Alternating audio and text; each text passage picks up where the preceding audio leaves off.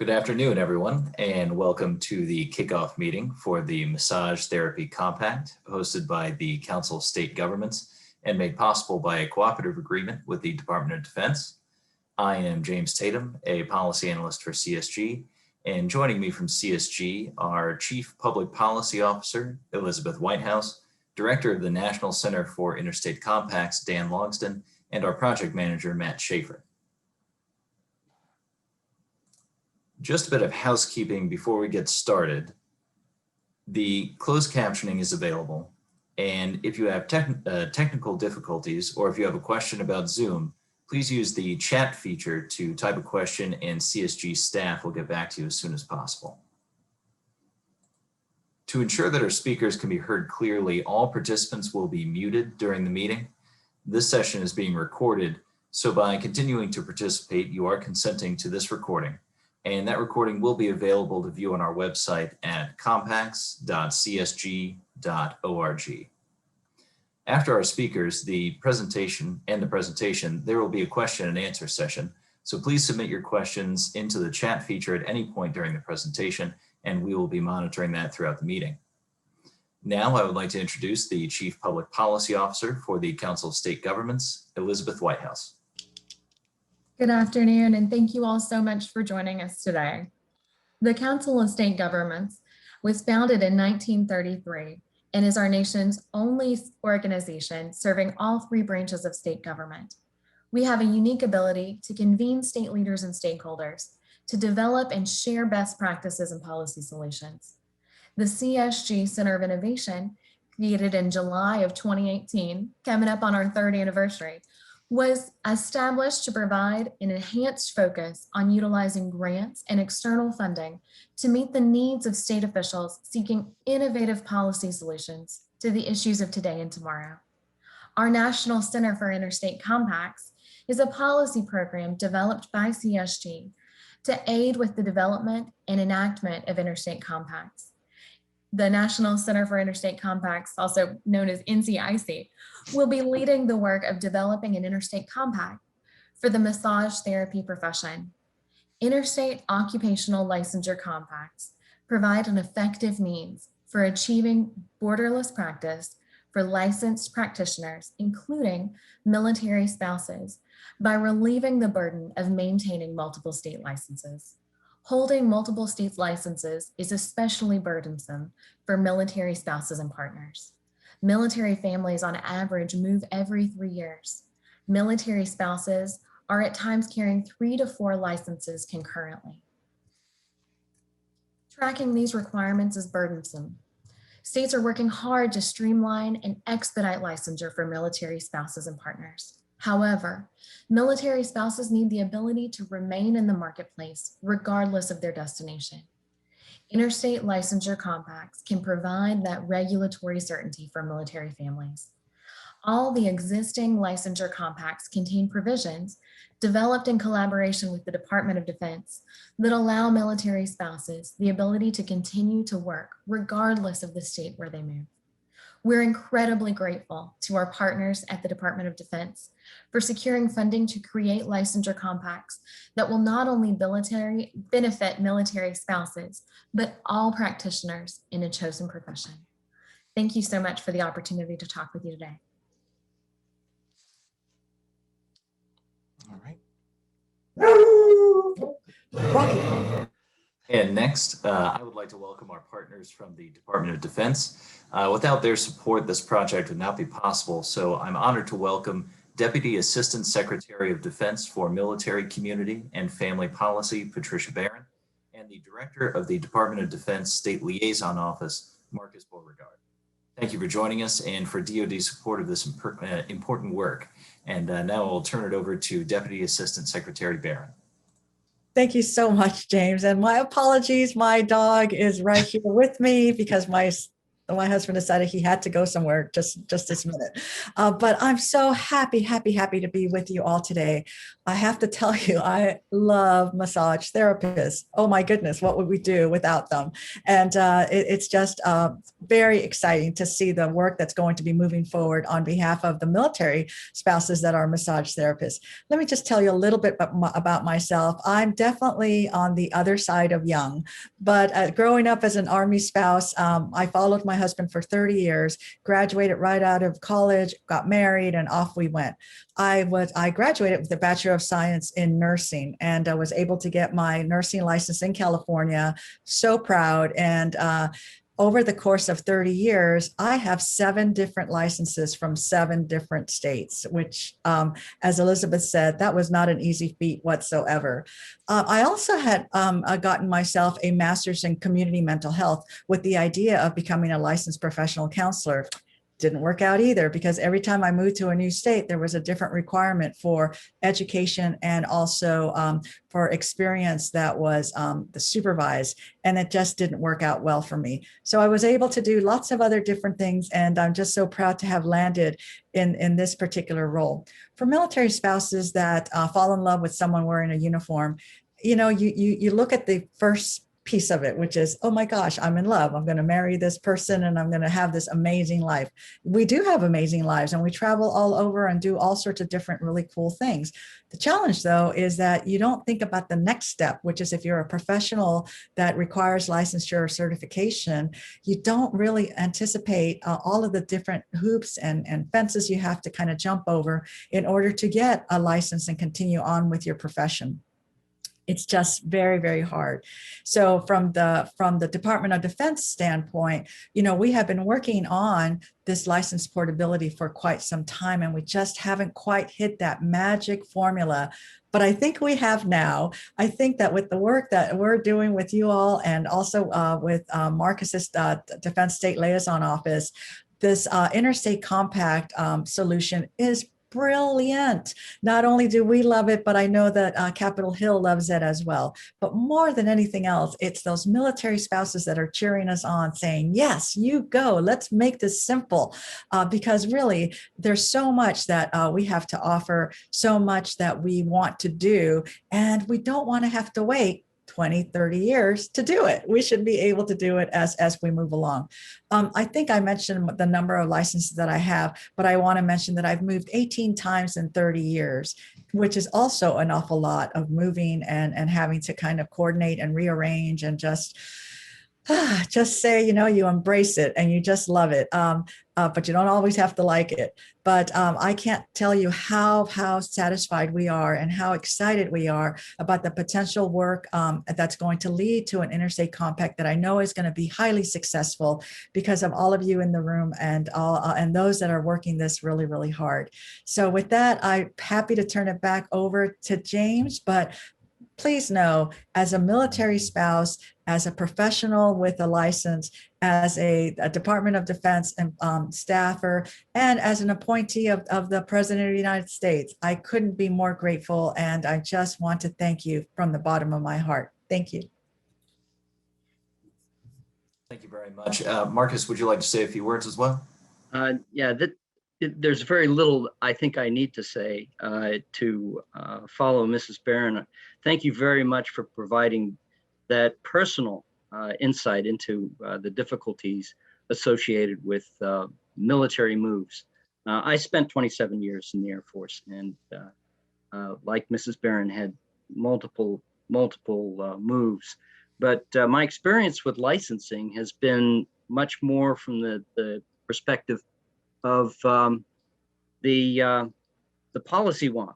I've been dealing with licensing for the Department of Defense since about 2011 and worked with states since about 2012 on this issue, and learned a tremendous amount from licensing boards and from regulators and from legislators in terms of the dynamics of licensing, the importance of licensing in terms of public safety, and the complexity of the issue.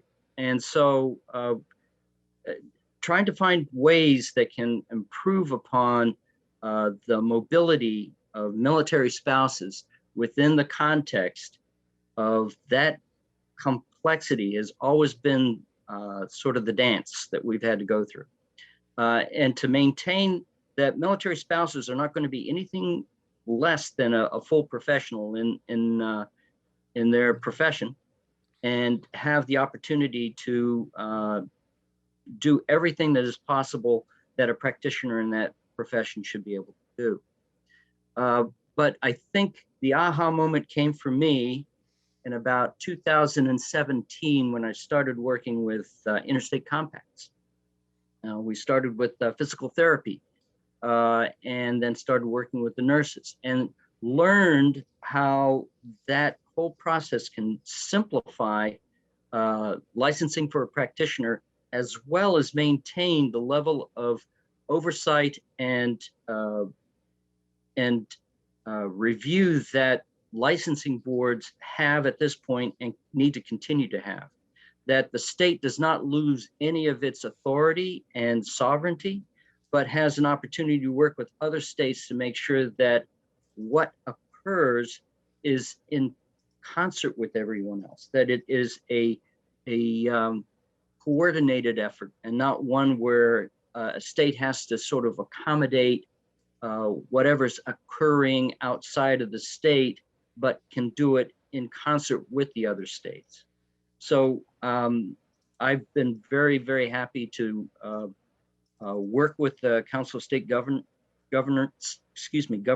on this issue, and to work forward to support professions in establishing compacts that we know will support military spouses. So James, I'll turn it back over to you, because I know that you all have a lot to talk about in terms of compacts specifically. Next, I would like to introduce the Executive Director of the Federation of State Massage Therapy Boards, Dr. Debra Persinger. Thank you. Thank you, James. As a former military spouse myself, I can certainly empathize with the plight of military families. But today I'm here in a different role, and it's my pleasure to represent the Federation of State Massage Therapy Boards. On behalf of the regulatory community of massage therapy, our board of directors, and our application partners, CompTIA and ABMP, I want to thank the First Department of Defense and the outstanding leadership team at the Council of State Governments for their, not only their vision, but also their action, swift action, as a matter of fact, to facilitate professional mobility for the qualified professionals. Since our inception at the Federation about 15 years ago, the Federation has worked to simplify and standardize the licensing process, simply in order to facilitate licensure portability and professional mobility. So the first step that we took was to introduce the National Licensure Exam, the NBLEX, that is recognized and reimbursed by the Department of Veterans Affairs too. So we already have a relationship with military families. And then beyond the NBLEX, the next step, we collaborated with the other national massage therapy leadership organizations to examine the requirements for entry-level education in massage therapy. And currently, third prong, is we're working on bringing uniformity to standards for license renewal requirements. This opportunity to establish a compact really brings into alignment for us the common goals between, as you just heard, the Department of Defense, Council of State Governments, and the Federation's goals for the benefit of the regulatory community, definitely the military families, the profession as a whole, and then also the individual massage therapists who comprise the profession. So I want to thank you for your interest. We have excellent participation from what I've heard, and everyone's busy. So we appreciate your attendance today, and we look forward to continued collaboration and learning more about the way ahead. So I will hush now and turn it back over to you, James, to continue the program. But thank you. We're delighted to be partnering with you. Same here. Thank you very much, Dr. Persinger. I'm seeing a lot of questions in the chat, so I'm getting all of those. We'll be sure to go through those at the end. Thank you very much for putting questions in there. Next, I would like to hand it over to Dan Logston and Matt Shafer. They will give us an overview of interstate licensing compacts and the development process. So go ahead, Dan. All right. Thanks, James. And thanks everyone for joining us today. And thanks to our friends and colleagues and funders at the Department of Defense for participating. This is an exciting effort for us, and we're excited to have you here today. And this educational part doesn't ever stop, so we'll be doing these types of things continually. But as James said, please put your questions in the chat, and we'll get to those. I've already tried to answer a couple, so let's go on to the first slide here. All right, so what is an interstate compact? So these are just contracts between and among states. Compacts date back to before the founding of the Republic. In the 20th century, states started using them for more administrative type functions, and you've got over 250 interstate compacts that currently exist. Each state belongs to about 24 of these mechanisms. It's something that we continually have to remind legislators about. With licensure compacts, and that's why we have a picture of a driver's license here, they're really kind of based on that model. As Marcus alluded to, states get to keep their sovereignty while regulating the profession inside their borders. But generally, these mechanisms do allow states to come together and cooperate and cooperatively solve problems that aren't necessarily in the purview of the state government, or the federal government, like occupational licensure. And it gives states the ability to work on issues and adapt a solution to their particular points of view. When Congress creates a solution, they can't possibly account for the vagaries of different state policies. It's not possible. And so compacts give states the ability to do that. If Oregon and Nevada and South Carolina are sitting around a table, they can more easily adapt a solution than Congress can. Let's go to the next slide. Yeah, these licensure compacts, again, are not, frankly, for every profession, but we think certain professions, and especially massage therapy, fit into that mold. Like physical therapists who have a compact, like occupational therapists who have a compact, massage therapists, if they're not properly regulated and they're not properly trained, and can do a lot of damage to a patient or a client. And so, compacts provide that extra level of public protection. But again, create a mechanism for this modified borderless practice that a lot of practitioners desire, allow states to maintain control, which they desire. So again, the licensure compacts that currently exist, we'll get into that a little bit later, but they facilitate multi-state practice. They allow for a higher bar of participation, but I wouldn't characterize it as a high bar to participation. It's just maybe a little elevated bar. And then again, the great thing about they preserve state sovereignty, and that's important to the Council of State Governments. Federalism is something that we believe in. We believe it's an important aspect to our system of government here in the United States, and so we promote that.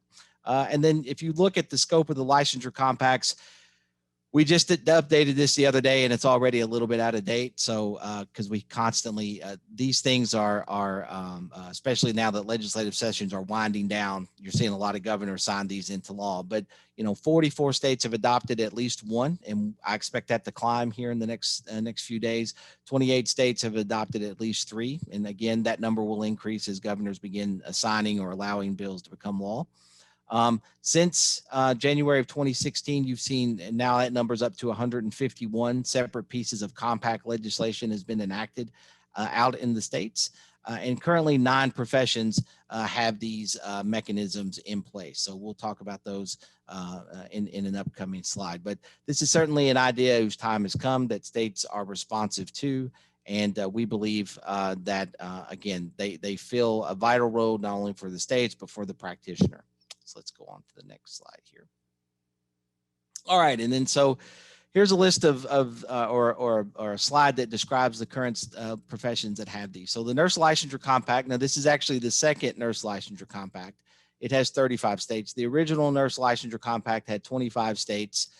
They came back together in 2011 and 12 and created the Enhanced Nurse Licensure Compact to supplant it. They couldn't get past that 25 state threshold. And a couple of things that they believed that were hampered them that they got rid of for the newer version was the old Nurse Licensure Compact required everybody in the state to get a compact license, whether they wanted it or not. And some practitioners, some nurses had no intention of practicing outside their state, and they didn't want that. It didn't have any requirements for a criminal background check. All these licensure compacts have a requirement for an FBI fingerprint-based criminal background check. And it didn't have an interstate commission, a strong interstate commission. So that's something that they remedied. It was really a roadmap to these other professions. So the next compact that came along was the Medical Licensure Compact. Now, the Medical Licensure Compact is just expedited licensure. You're actually getting licensed in states based on a streamlined set of criteria. It's a very expensive type of compact, and that's why it's the only one that is expedited licensure. It costs $700 every time a physician uses the Medical Licensure Compact. So most professions don't want to go down that road. But again, it still operates in much the same way as the other ones do, especially with regard to the commission and how boards coordinate together. Then came the Physical Therapy Compact. So it is also, like the Nursing Compact, a mutual recognition compact. So what it does is it recognizes your home state license, which has to be in good standing, and that home state license in good standing punches your ticket to get into the compact. The Nurse Licensure Compact acts just like your driver's license. You go to your home state nursing board, you get a multi-state license, and you can go practice in any other compact member state. When the physical therapists were creating their compact, the boards wanted a little bit more visibility on who was using it and where they might be. And so they came up with this privilege to practice model.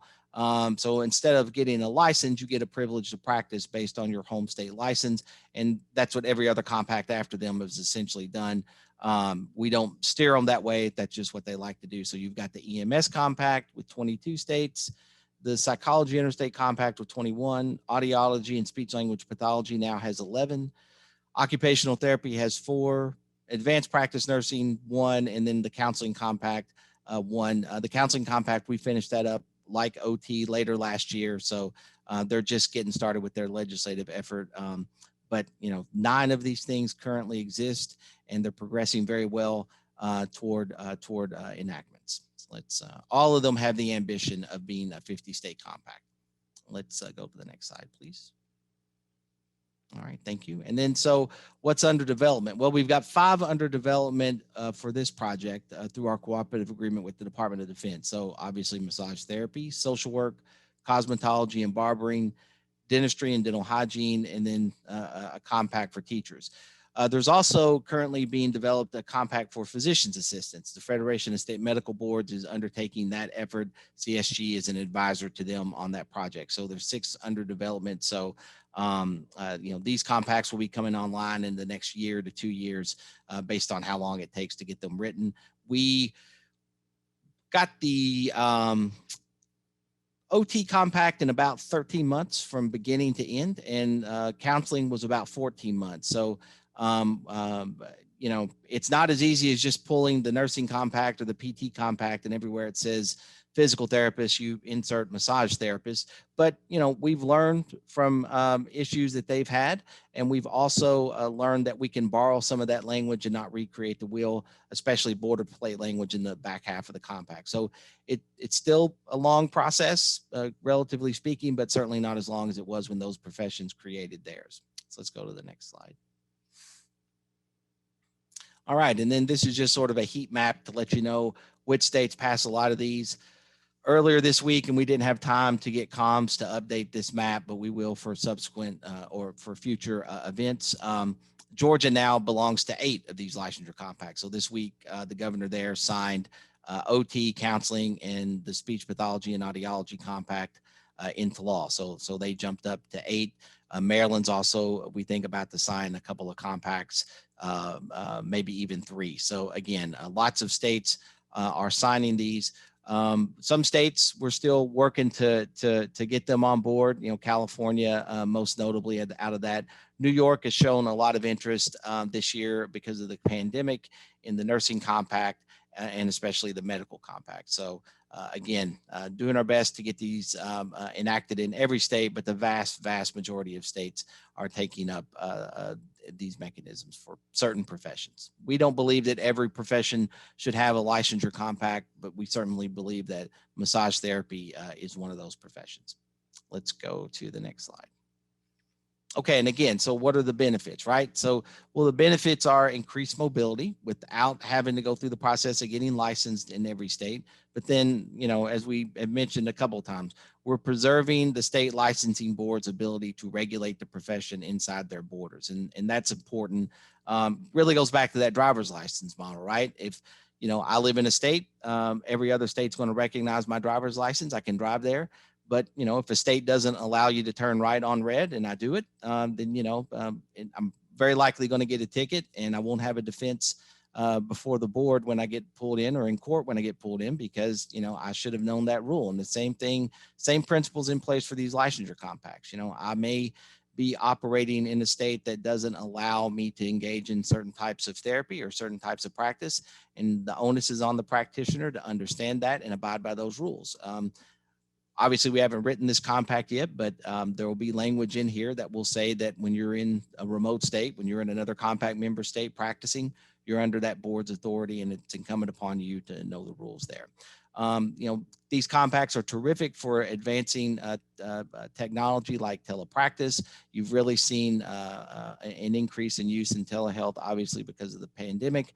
And then again, supporting military members and their families. This compact is just not for military spouses. Congress was very generous in saying, you know, Department of Defense enter into a cooperative agreement with the Council of State Governments to create these licensure compacts. They have to support military spouses, but, you know, other practitioners can use them. So we're able to create these for profession at large, but obviously we got to have provisions for military spouses. That's not a problem because all the current licensure compacts do, either in their language or in rules. So let's go to the next slide, please.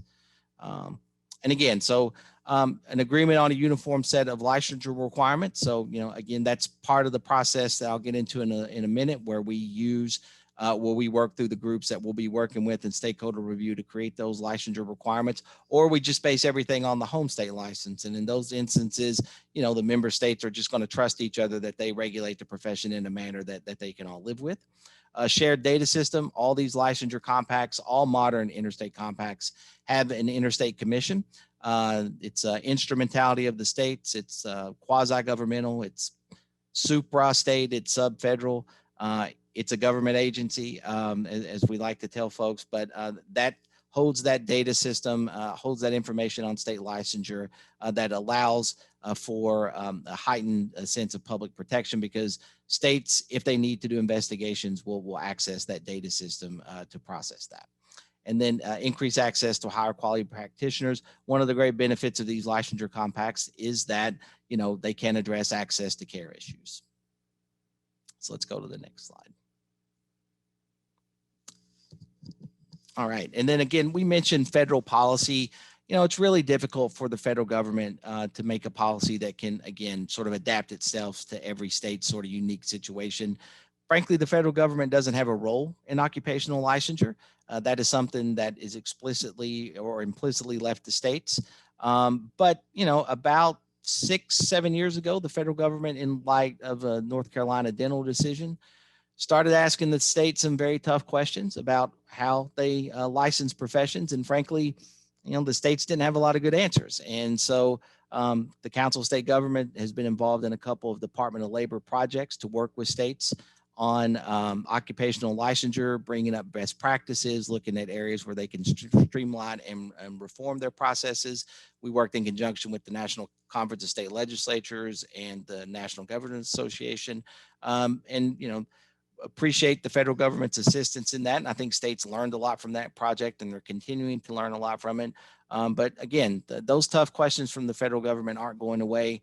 And we believe compacts are a good way for states to potentially insulate themselves from any sort of federal involvement. As we mentioned federalism earlier, you know, state sovereignty is important to us. And so we believe compacts strengthen state sovereignty. It certainly increases the opportunities for cooperation among the states.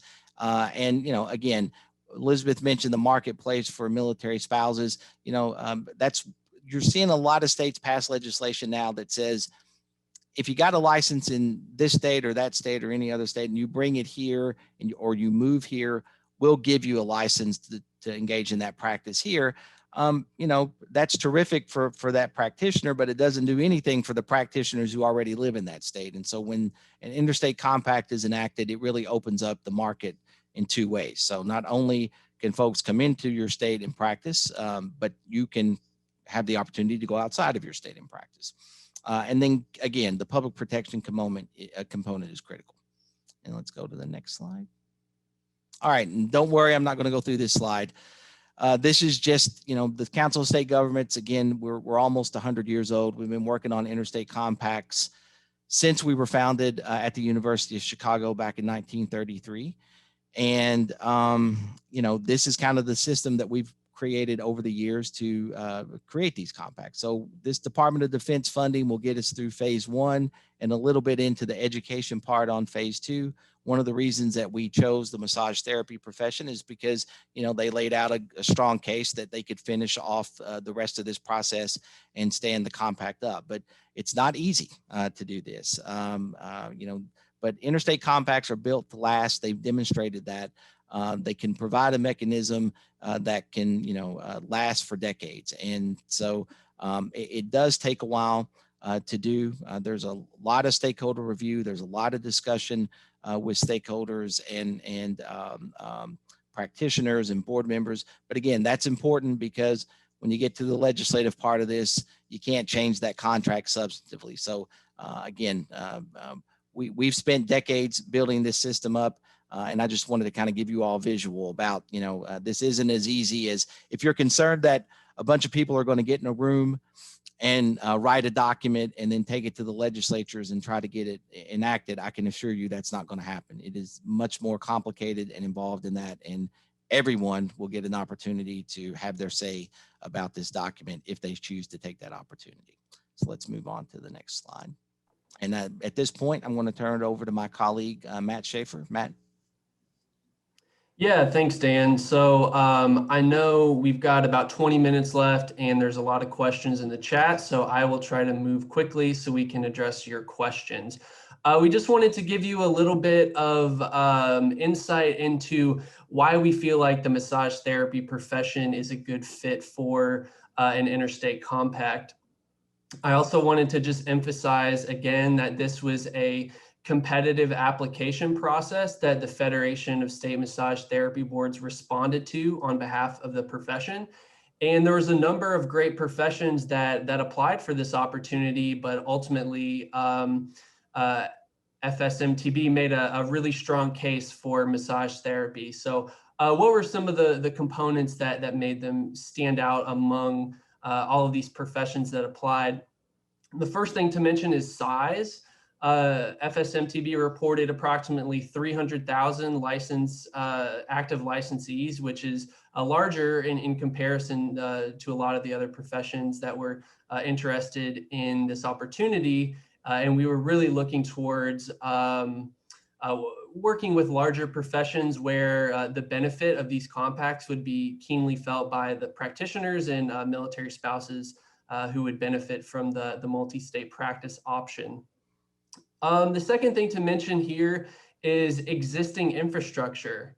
A key piece of profession's ability to develop an interstate compact, like Dan mentioned, is the ability to sustain the effort.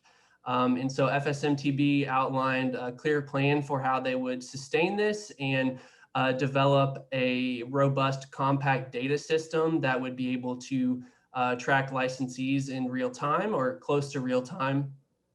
Which really enables the compact to operate in a real manner.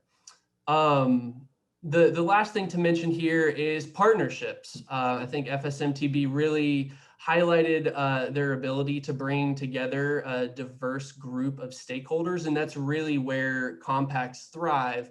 It's a profession-led effort. It's not any one organization's responsibility to develop this, but it's really a collaborative effort that the profession is coming around. So like Debra mentioned, the Commission on Massage Therapy Accreditation and the Association of Body Work and Massage Professionals are also partners on this effort.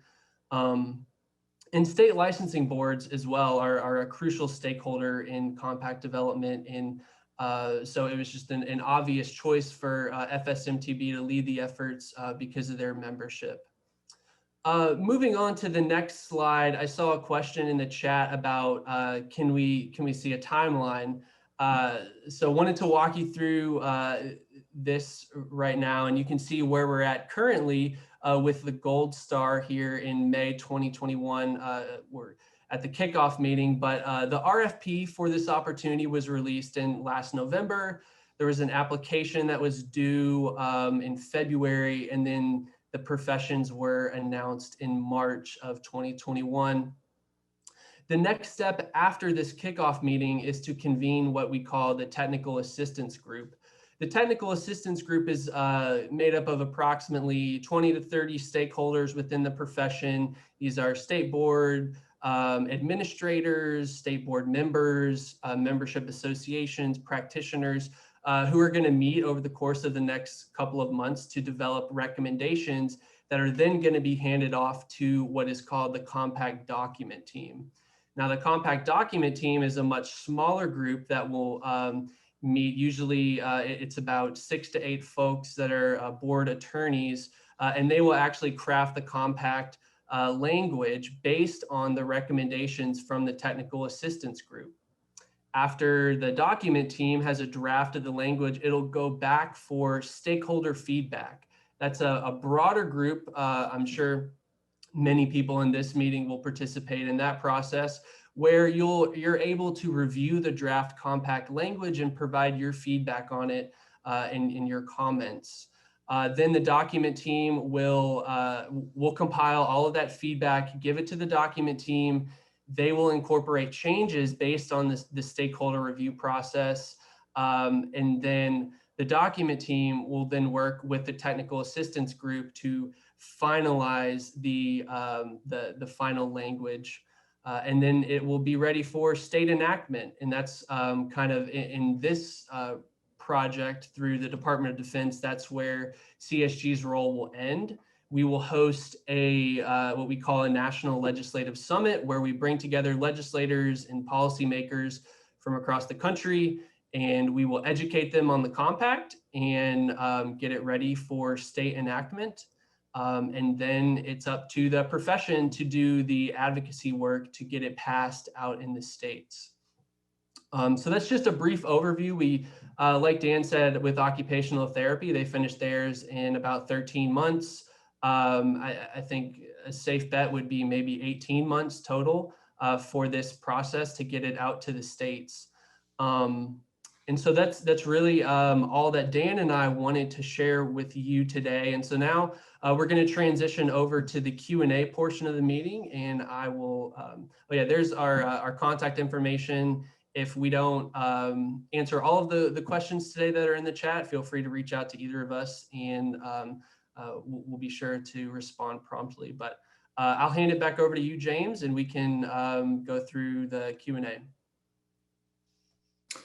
All right, thank you very much, Matt. And I know that we are a little bit less than 20 minutes now. If we don't get to all the questions, we also have an FAQ section at compacts.csg.org.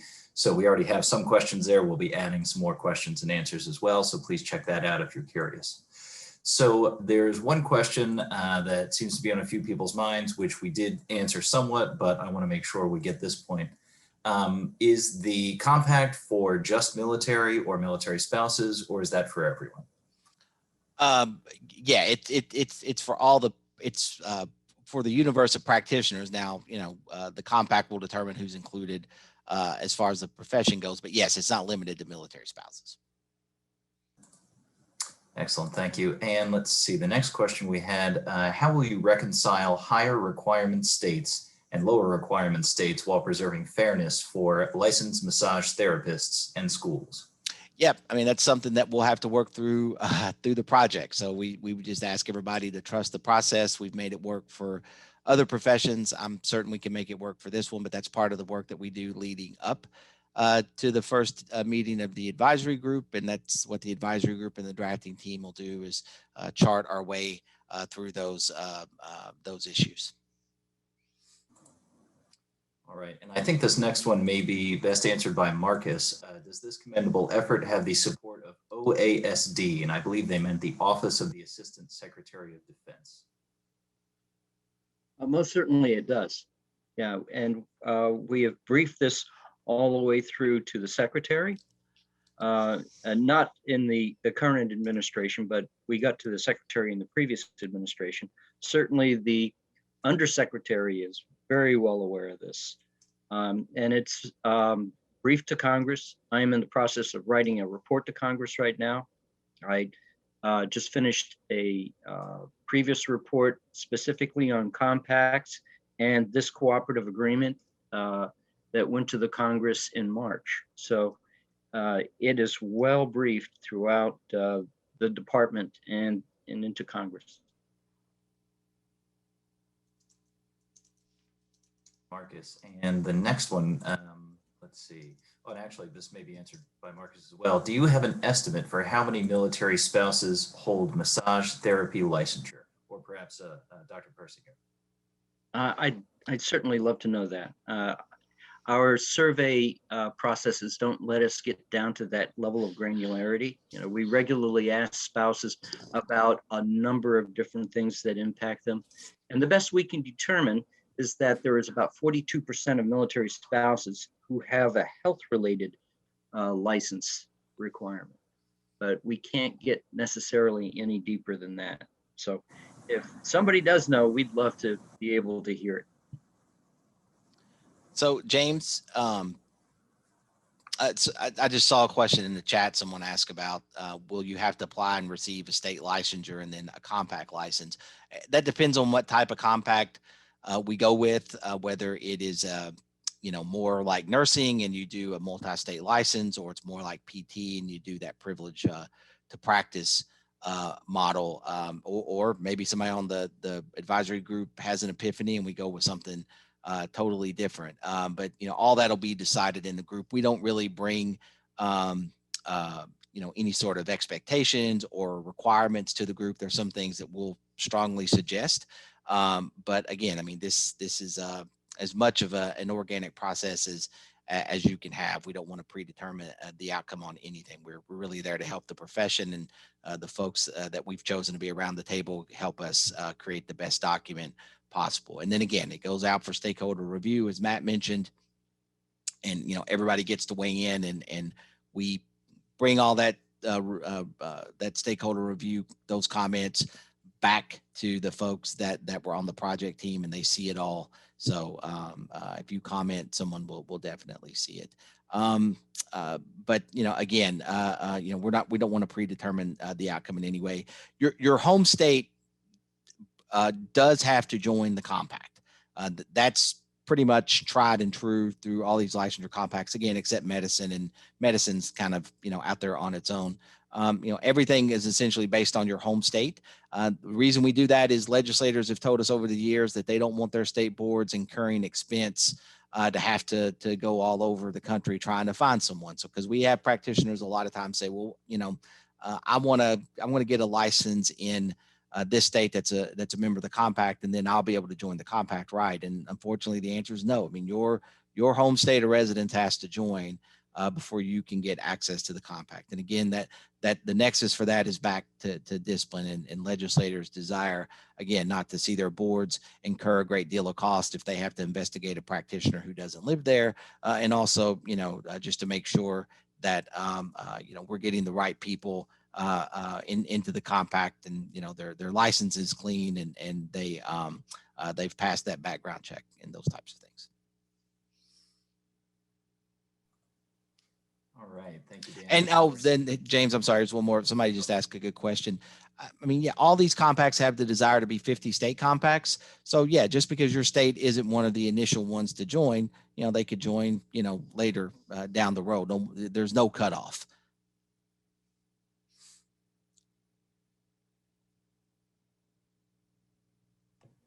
James, I think you still have your mute on. I never do that. I never do that. Me neither. So we're seeing a few questions about discipline. In a disciplinary case where a therapist from state A commits an offense in state B and state B hold a hearing, what would happen in that case in a compact situation? Yeah. So, I mean, if the remote state carries out that disciplinary procedure, so all the other states will see what's going on there based on once it's been adjudicated through the compact data system. But yeah, I think I saw that one. It's like, if I live in state A and I go to state B to practice, and a practitioner gets in trouble in state B, the state A have to take action. They don't have to. They may very well decide not to. But state B has jurisdiction to deal with people who are in their state under the compact, and so they it's just like they have a license there. So they can take action against that privilege to practice or that multi-state license in the same manner that they can take action against, a license that they issue. So this comes up from time to time with issues around cannabis. We've had state boards tell us that, hey, look, if my practice, cannabis is legal here. And so if one of my practitioners gets picked up in another state and arrested for, having a small amount of cannabis, we're not going to take any action against them. And it's like, well, okay, that's your decision. But you're not required to take action. All right, and let's see another one. Can an individual state modify the compact for themselves?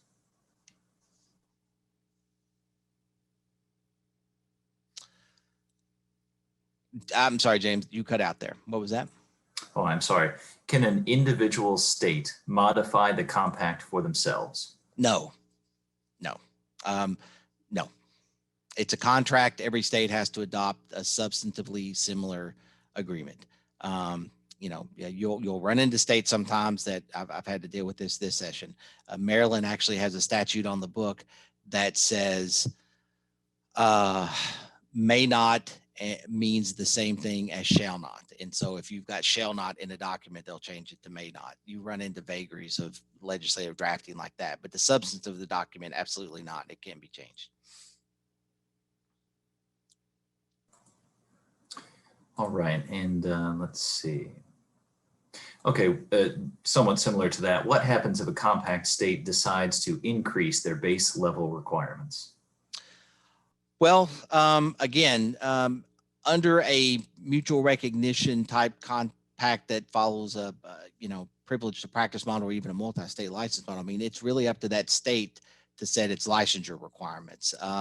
So, in the PT compact, there's some broad requirements for how a state can participate, but it doesn't get down to that granular level about, they have to meet X, Y, and Z requirements. So there's some flexibility there. You want to draft these documents broadly enough that, every time a state wants to take some sort of action around how it may license its practitioners, that the compact doesn't become obsolete. So, but I mean, you can't leave it so broad that it's absurd. And a lot of that can be handled in commission rules. But again, I think we can write a compact that can be, we've done it for other professions, that can be adaptive.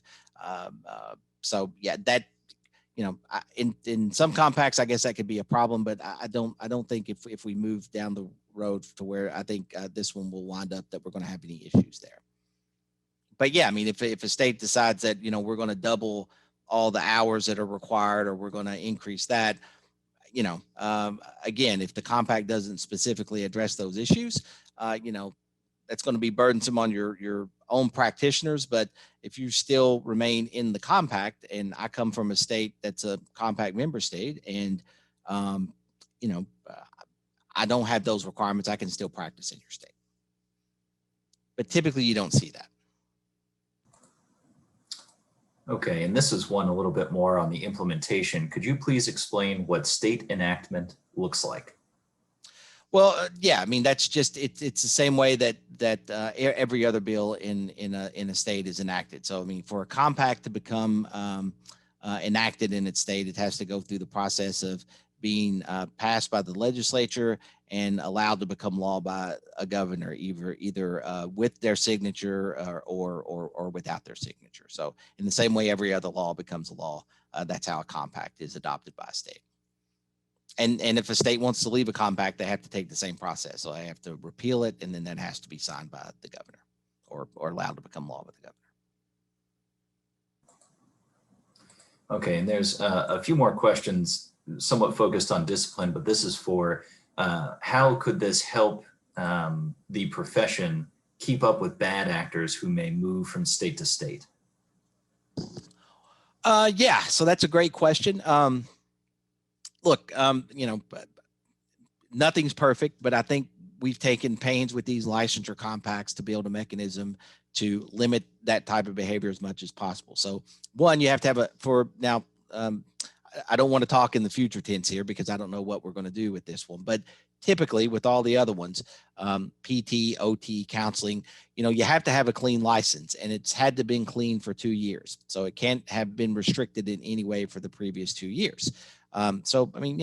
If you're a bad actor, that's typically what you do, and you're not going to be able to have that clean license. Also, again, we talked about the home state issue.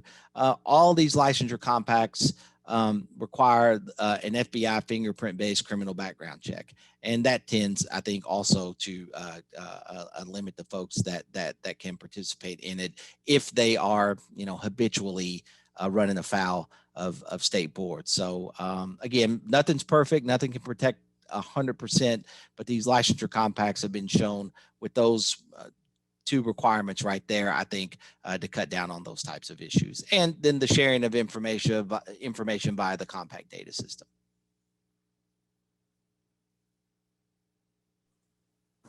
All right, thank you. Let's see. James, I've seen something in here about continuing ed. So, sure. So all these licensure compacts that exist currently, you don't have to comply with continuing ed in the other compact member states. So you have to take care of the continuing ed in your home state, but not the other compact member state. So that's one of the benefits of the compact.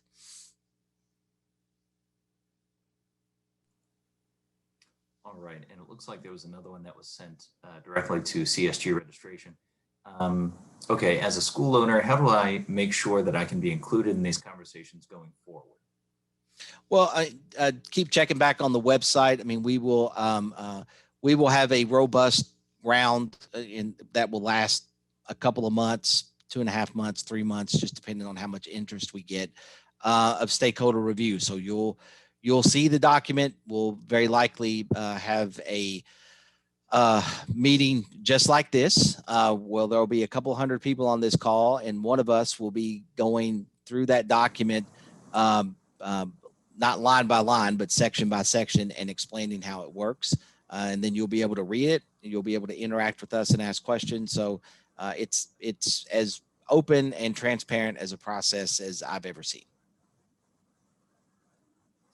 All right, and this is a common question we get with some other compacts as well. Is there a minimum number of states needed to get a compact started?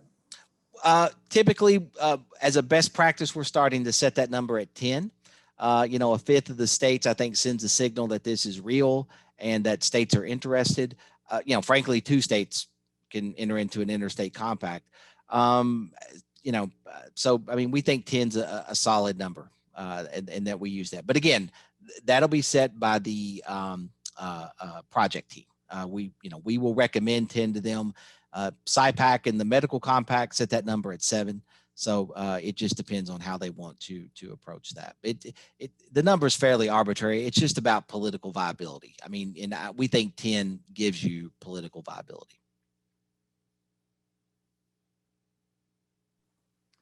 All right, and let's see.